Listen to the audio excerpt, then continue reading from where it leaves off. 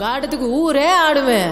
அதுக்கு ஒரு அடிய போட்டு விடுவோம் அப்படின்ற ம், ம்.